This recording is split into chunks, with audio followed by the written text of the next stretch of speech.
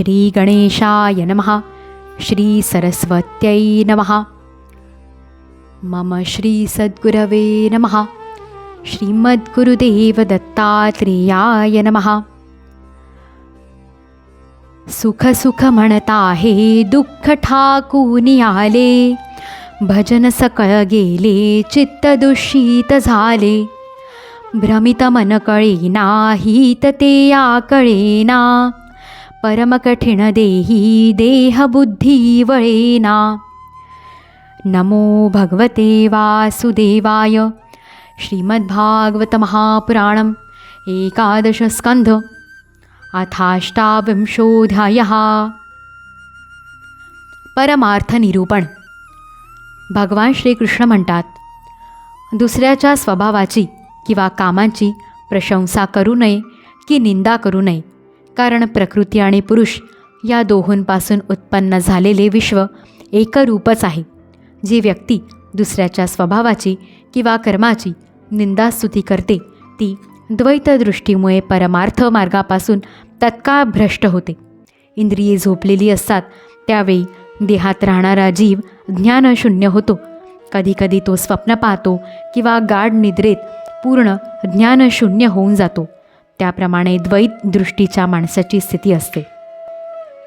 प्रत्यक्षात द्वैत नावाची वस्तूच नाही, तर तिच्या बाबतीत चांगले किंवा वाईट मानणे हा सर्व शब्दांचा खेळ आहे.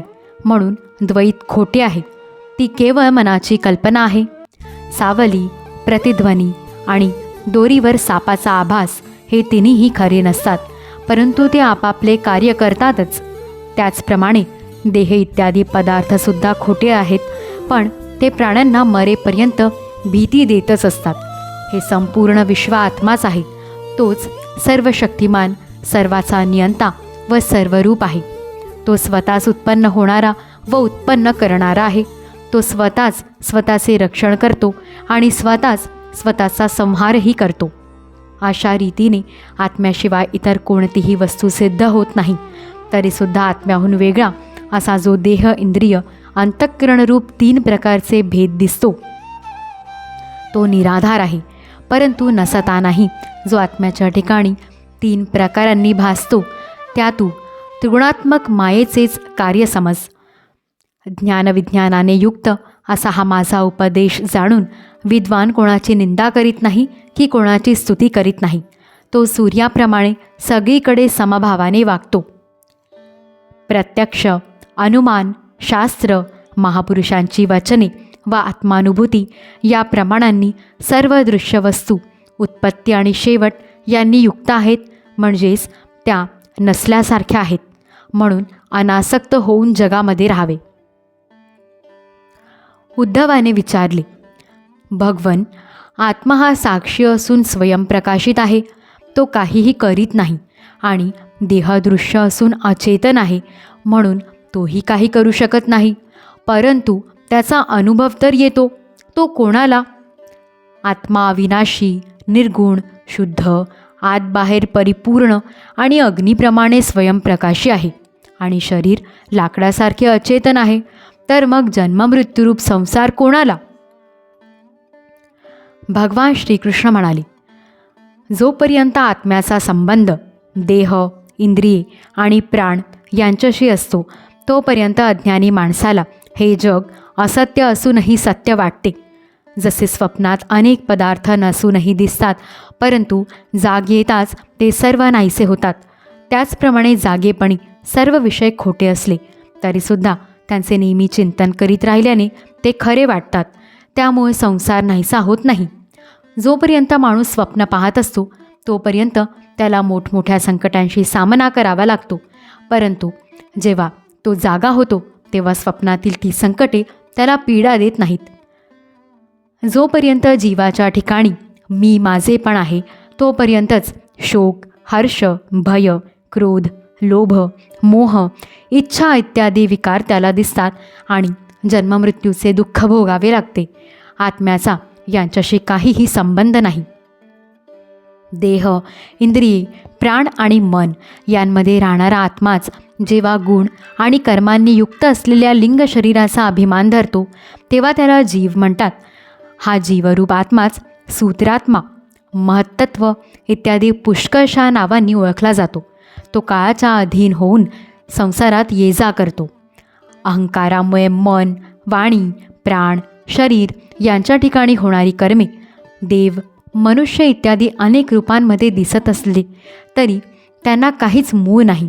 विवेकी मनुष्य सर्व दृष्टींनी तृष्णारहित होऊन उपासनेच्या साण्यावर धार लावलेल्या ज्ञानरूपी खड्गाने या अहंकार वृक्षाला तोडून जगामध्ये वावरतो.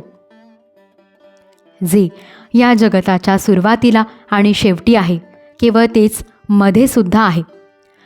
ते म्हणजे या विश्वाला प्रकाशित करणारे व विश्वाचे कारण असलेले ब्रह्म होय. ते वेद, स्वधर्माचरण, स्वानुभव, उपदेश आणि तर्क यांच्या साह्याने जाणून घेणे हेच ज्ञान होय. सोन्यापासून कंकणे, कुंडले इत्यादी अलंकार तयार होतात, परंतु ते अलंकार बनण्यापूर्वी व मोडल्यानंतर सोनेच असतात. मध्ये केवळ त्याचेच कंकण, कुंडल इत्यादी अनेक नावांनी व्यवहार केले जातात, तेव्हाही ते सोनेच असते. त्याचप्रमाणे या जगताच्या आरंभी, अंती आणि मध्ये अनेक नावे रूपे असलेला मीच असतो. हे उद्धवा, जागृती, स्वप्न आणि सुषुप्ती या 3 अवस्थांनी युक्त मन, त्या अवस्थांना कारण असणारे 3 गुण आणि त्या त्रिगुणांचे कार्य असणारे अध्यात्म, आदिभूत व अधिदैव असे त्रिविध विश्व ज्या 4थ्या परमात्म तत्वामुळे अनुभवाला येते व समाधी अवस्थेत या त्रिविधतेचा अनुभव येत नसला तरी जे तत्व असते तेच सत्य होय. जे अगोदरही नव्हते आणि शेवटीही राहणार नाही, ते जग मध्येही नाहीच, ते फक्त नाममात्र आहे. जे जे ज्या कारणापासून उत्पन्न झाले व ज्याच्यामुळे अनुभवाला येते ते सर्व कारणस्वरूपच आहे, असा माझा दृढ निश्चय आहे. ही जी कार्यरूप राजस सृष्टी दिसते ती नसूनही दिसत आहे, कारण ही स्वयंप्रकाश ब्रह्मच आहे.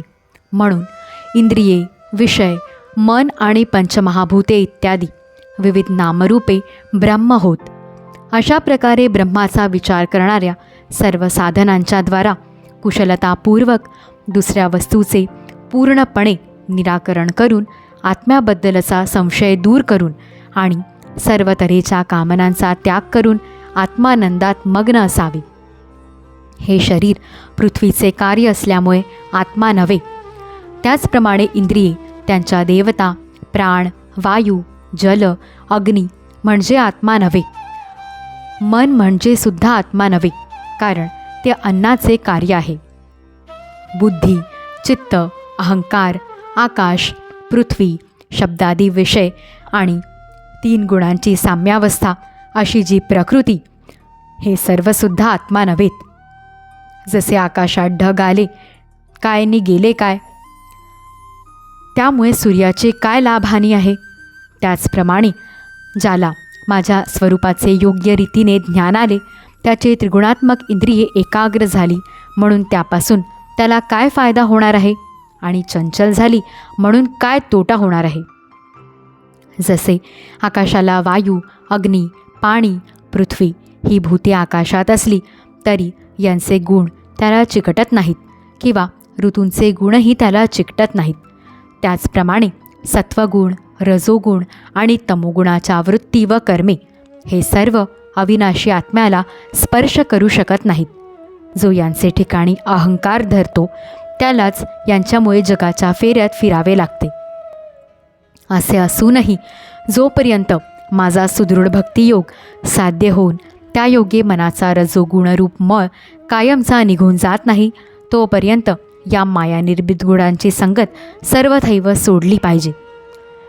जसे योग्य निदान झाले नाही तर रोग पुन्हा पुन्हा डोके वर काढून माणसाला त्रास देतो, त्याचप्रमाणे ज्या मनातील वासना आणि कर्मांचे संस्कार नाहीसे झाले नाहीत आणि जो विषयात आसक्त आहे, अशा अर्धवट योग्याला या वासना त्रास देतच राहतात.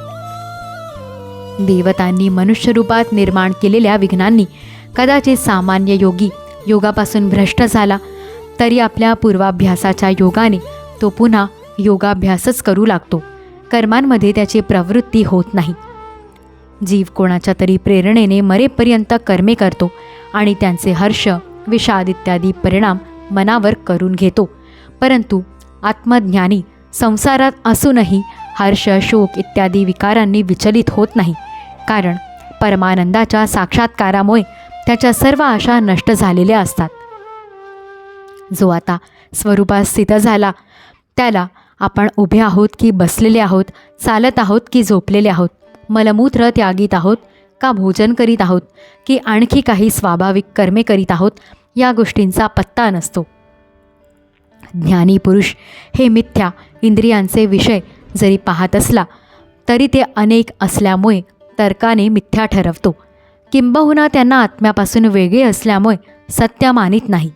जाग आल्यावर जसे नाहीसे झालेले स्वप्नातील पदार्थ कोणी सत्य मानित नाहीत तसे. उद्धवा, अनेक प्रकारचे गुण आणि कर्मे यांनी युक्त हा देह, इंद्रिये इत्यादी पदार्थ अज्ञानामुळे आत्म्यापासून वेगळे नाहीत असे वाटत होते, परंतु ज्ञानामुळेच ते अज्ञान दूर होते. आत्मा घेतलाही जात नाही किंवा टाकलाही जात नाही. जसा सूर्योदय माणसांच्या दृष्टीचा अंधार नाहीसा करतो, तो नवीन काही निर्माण करीत नाही, त्याचप्रमाणे माझे खरे ज्ञान मनुष्याच्या बुद्धीतील अज्ञान नाहीसे करते एवढेच. हा आत्मा स्वयंप्रकाशित, अजन्मा, अप्रमेय स्वरूप, महाअनुभूती स्वरूप आहे. सर्व अनुभूती त्याचेच ठिकाणी अनुभवास येतात. हा आत्मा एक आहे, अद्वितीय आहे. त्याच्या बाबतीत वाणी मूक झाल्यावर तोच शिल्लक राहतो, कारण त्याच्याच प्रेरणेमुळे वाणी आणि प्राण हे आपापले कार्य करतात. अद्वितीय आत्मतत्वामध्ये भेदाची कल्पना केली जाते, तेच अज्ञान होय. या भ्रमालाही आत्म्याशिवाय दुसरे अधिष्ठानच नाही. जे स्वतःला पंडित समजतात असे लोक नामरूपामुळे जे ग्रहण केले जाते ते हे पंचमहाभूतात्मक द्वैत जग सत्य आहे असे मानतात, परंतु पदार्थांशिवायच त्यांना येणारा हा अनुभव असल्यामुळे तो सत्य नाही. एखाद्या साधकाच्या शरीराला योगसाधना पूर्ण होण्याच्या अगोदरच जर रोग इत्यादी उपद्रव उत्पन्न झाले तर त्याने पुढील उपाय करावेत. काही उपद्रव योगधारणेने, काही धारणायुक्त आसनांनी आणि काही तपश्चर्या, मंत्र, औषधे इत्यादींनी नाहीसे करावेत. काही विघ्ने माझे चिंतन व नामसंकीर्तन इत्यादींनी नष्ट करावीत. काही अकल्याण करणारी विघ्ने महापुरुषांची सेवा करून हळूहळू दूर करावीत. काही बुद्धिमान योगी विविध उपाय योजून हे शरीर सुदृढ आणि तारुण्यावस्थेत स्थिर करून आणि मादी सिद्धी प्राप्त करण्यासाठी योगसाधना करतात, परंतु शहाणे लोक या विचाराला मान्यता देत नाहीत, कारण तो एक निरर्थक प्रयत्न आहे. झाडाला लागलेल्या फळाप्रमाणेच या शरीराचा सुद्धा निश्चितपणे नाश होणार असतो. अखंड योगसाधना करीत राहिल्याने शरीर जरी सुदृढ झाले तरीसुद्धा बुद्धिमान पुरुषाने साधना करण्याचे थांबवून त्यातच संतुष्ट राहता कामा नये. माझ्या प्राप्तीसाठी त्याने नेहमीच प्रयत्नशील असावे. जो योगी माझा आश्रय घेऊन या योगसाधनेमध्येच निमग्न राहतो त्याला कोणतेही विघ्न डळमळीत करू शकत नाही. त्याच्या सर्व इच्छा नष्ट होतात आणि आत्मानंदाच्या अनुभूतीमध्ये तो मग्न होऊन जातो. अध्याय 28 समाप्त. इति श्रीमद्भागवते महापुराणे पारमहंस्या संहितायाम् एकादशस्कन्धे 28 ऋषिकेशमेवागमनकाय जातं हरे ज्ञानतो ज्ञानतो विश्वसाक्षिन् क्षमस्वापराधं क्षमस्वापराधं क्षमस्वापराधं प्रभो क्लिन्नचित्त. श्रीकृष्णार्पणमस्तु. एकांतिये रे गुरुदत्तराया इच्छित माझे वरदान द्याया. विनंती पदी सर्वचिंता निवारी तुझ वीण दत्ता मज कोण तारी. श्री सद्गुरुनाथ महाराज की जय. दिगंबरा दिगंबरा श्रीपादवल्लभ दिगंबरा